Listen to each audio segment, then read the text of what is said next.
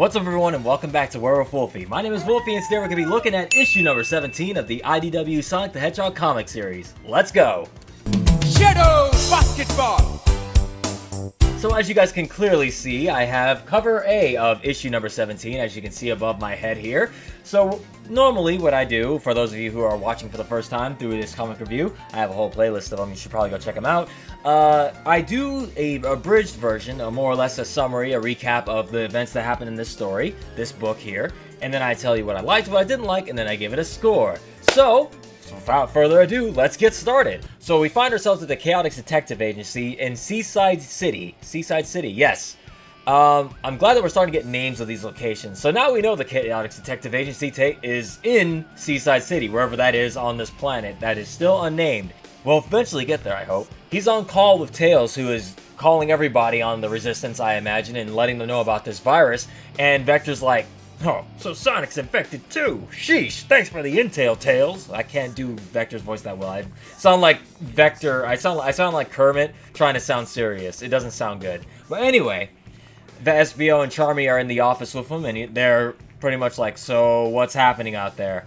And Vector's like, "Details are sketchy, but Eggman's back using some kind of goo to turn people into metal." And they're calling them Zombots now. That's the official name that the characters are calling these roboticized people who are infected. Zombots. Charmy and SBO are like, "Okay, so are they coming for us?" And Vector's like, "The world's a big place. I'm sure we're fine. We just need to worry about where our client..." And all of a sudden the door kicks in. And it's a Zombot. They got here very fast. This virus is spreading quick, y'all. We don't know where Seaside City is compared to where Windmill Village was, but I'm pretty sure the gap had to have been pretty wide enough, but I'm sure with enough people walking around and spreading it, I'm sure the virus just kind of takes care of itself. Vector, we see SPO immediately tries to ninja star a fool, just throws a shuriken. Is it shuriken? I think it's shuriken. And it bounces off his head. I'm like, SPO, you went for a kill shot. Like, if I know they're metallic, but what if the metal was soft and it went right through and just went straight in the dude's head and it killed him? Like, we know they're fully metallic, but SPO, that could have been bad. But anyway, he went for a kill shot, went for the head, like somebody else should have did in Infinity War. SPO's like, "Yeah, we're in trouble." And then Charmy's like, "I'll get him." And then Vector's like, "Don't do it, Charmy. If you touch them, you'll get infected." So this is what I mean by they need it. In the last issue review I did, I said this is why it was important for them to spread the word that, hey, this infection works like this.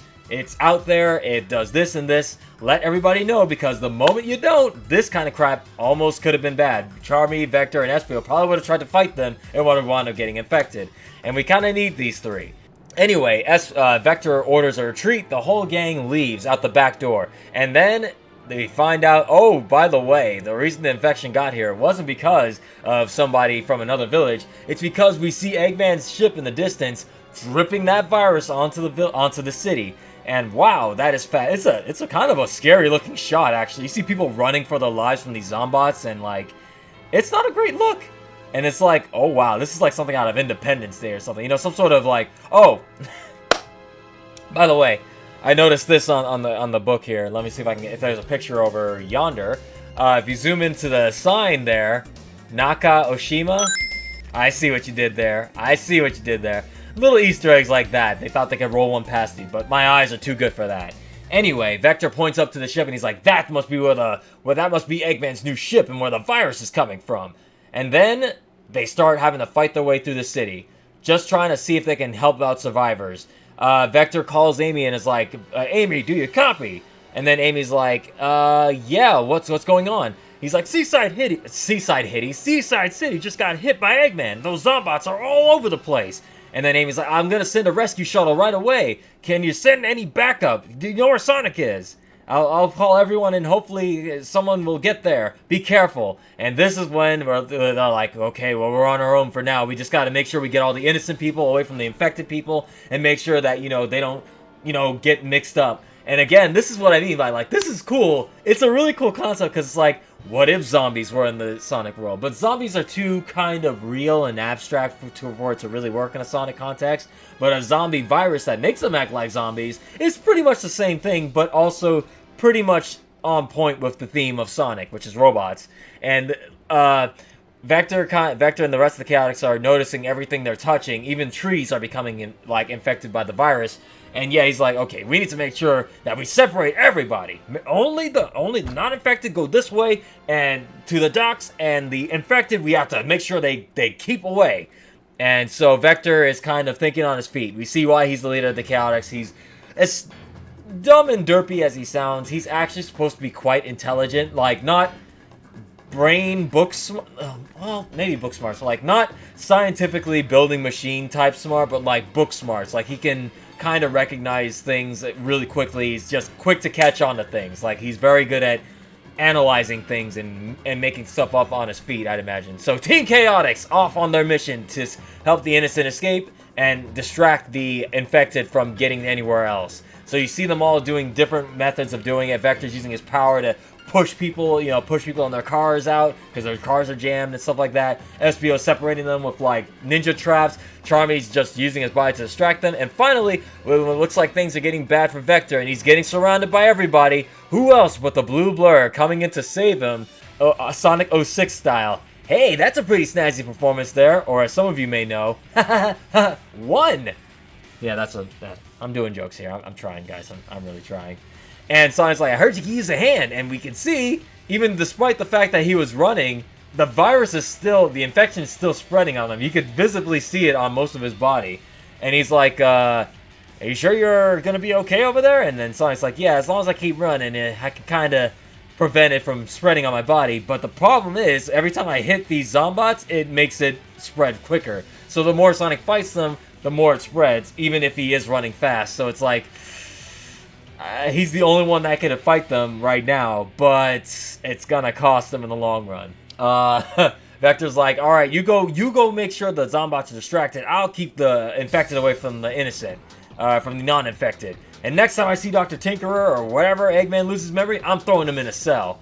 And then Sonic's like, less hindsight, more rescuing.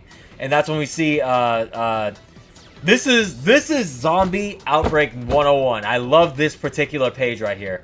As SBO and Charmy are leading the uninfected out of the city, we hear a scream, and one of the city people is pointing to another person, and that person's infected, and everybody's like, like this, and she's like, she's infected, and she's like, no, it's only a scratch, it's only a scratch, please don't leave me behind, and she's like begging and crying, and it's like, oh no, and then SVO and Charmy's like, what do we do? And he's like, I don't know, what do we do?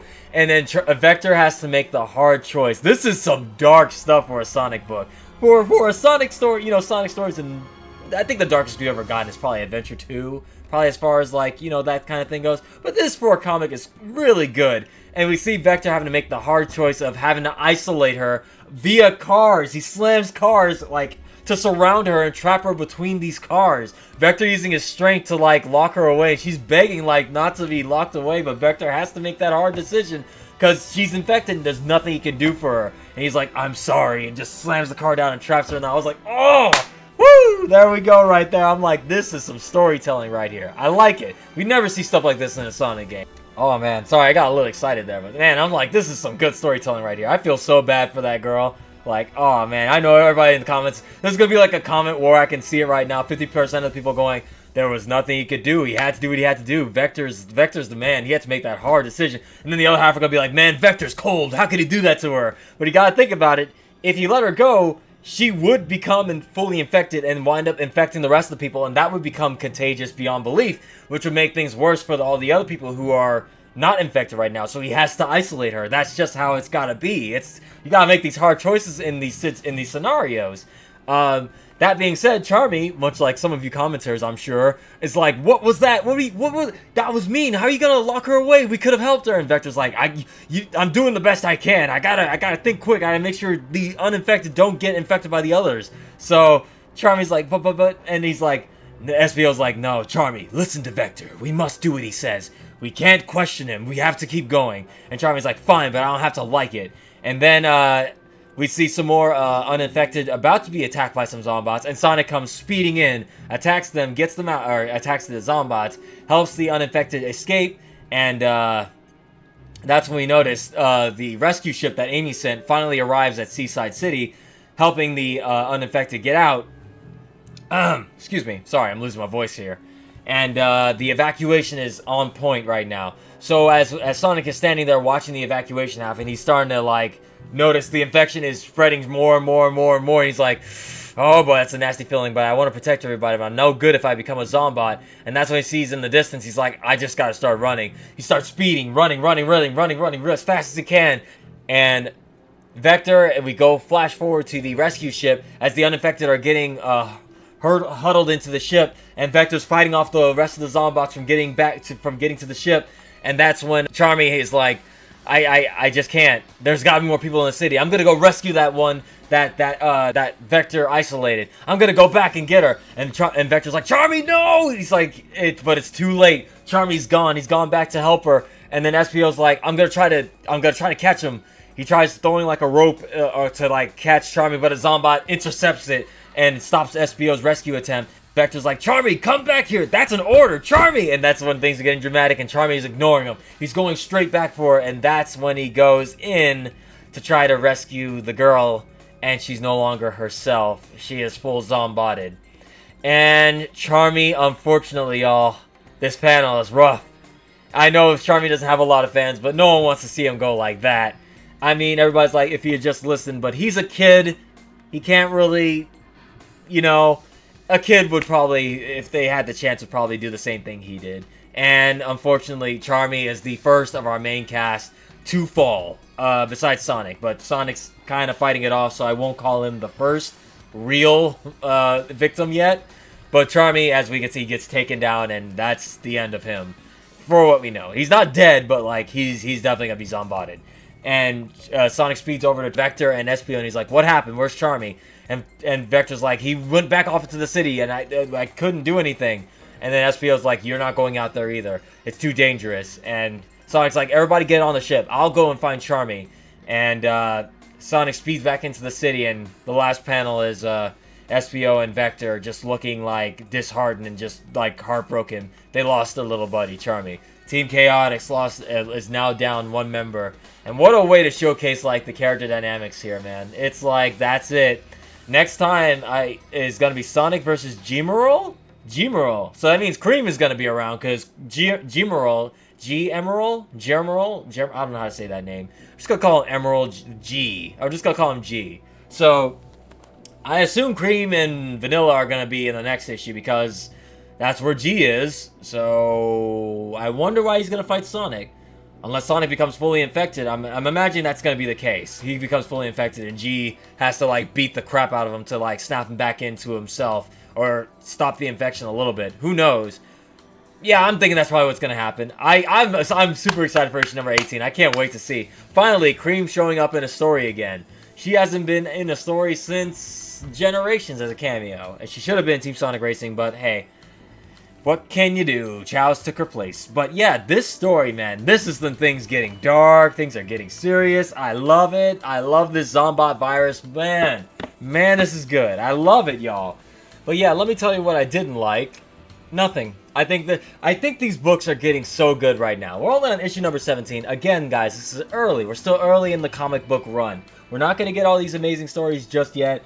But this story right here, I like this. I like this. It's the closest to a zombie apocalypse we're going to see in a Sonic-themed story. And honestly, I feel that the people who are saying that the books and nothing is happening, I don't know what they're talking about. I feel like we're starting to see some stuff happening in these books. And there's a lot of stuff happening that you're not going to take into consideration. There's a lot of characters and stuff.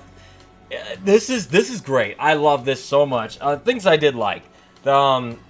Again, I'm glad that we're now seeing, like, every character kind of showing their importance to the story.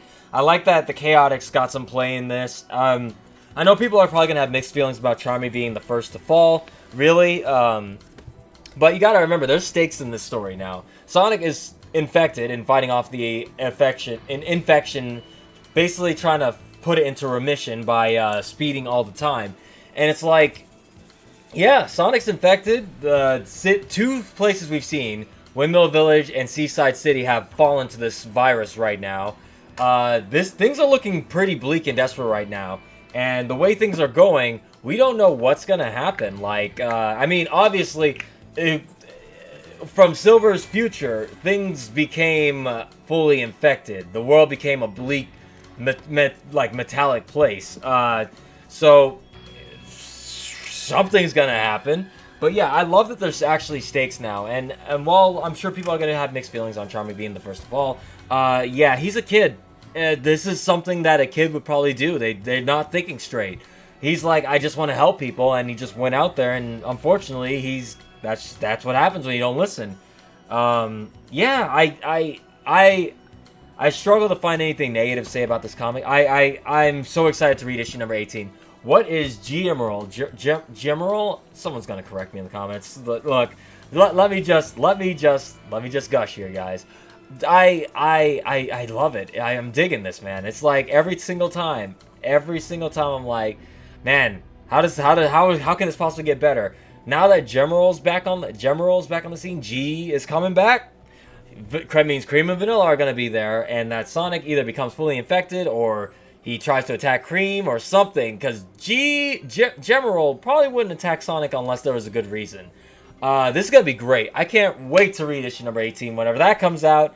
I read these as they come out. When my comic book store gets them and I buy them, that's when I read them, and that's when the reviews come out. I don't read them ahead of time or anything, so if you guys have read ahead, please keep those comments to yourself. I don't want to know. I don't want to be spoiled. I'm probably not going to even read the comments just to avoid spoilers, because I'm loving these books so much, because I'm just, as I'm reading it, I'm like, oh, I'm like doing like this number, like, oh, I'm like, you know when you're reading a good book and you're kind of like you're so immersed in the book that you're like making facial expressions like, like, that's crazy. These are it for me. I love these comics. So far, the comics have not disappointed. I love the direction they're going right now, and yeah, just a moment of silence for our fallen comrade here, Charmy. He's not dead, but he might as well be. He's a Zombat now, so. Man. I never thought a book would make me feel bad for Charmy. Charmy? Like one of the most annoying Sonic characters of all time. This book made me feel bad for him. He's just a kid. Damn it. It also helps that I don't have to read it, I don't have to hear his voice, right? So I can kind of just like, I can read it in just a generic kid voice, not that high-pitched, I'm Charmy the Bee thing, but yeah, I feel bad for Charmy. Man, that sucks. Anyway, that's going to be it for me today, guys. Let me know what you thought of this book. Hit that like button. Don't forget to subscribe to the Werewoof Wolfie channel for more videos like this one. Leave a comment below. And also, hit that bell, which is next to the subscribe button on YouTube. It will let you know when we do live streams live and when our videos go up on the channel immediately. You won't have to be like, wait, a video came out that I missed? You'll know. Anyway, guys, I'm going to think that's going to be it for this review. I really don't have much else. Wait, I didn't give it a score. I give this one an 8.9 out of 10. This book got dark, yo. That got dark. The fact that Vector had to make the hard call and isolate somebody while they're begging for him not to do it. I never thought I'd see something like that in a Sonic story. But hey, here we are. More character development and more stakes than Sonic Forces. I guess that's the trade-off for doing a comic, am I right? You just can do a lot more with the characters that you can in the game because the game has to move at a certain pace, and you can't really do story beats like this. But now that they have a full-fledged place to tell a story, the comics, this is the way to do it. And I'm glad they're doing it too, because this book is making me like characters I normally felt iffy on. That's gonna be it, guys. I will go ahead and call it for now. I will see you all in the next video, so stay tuned.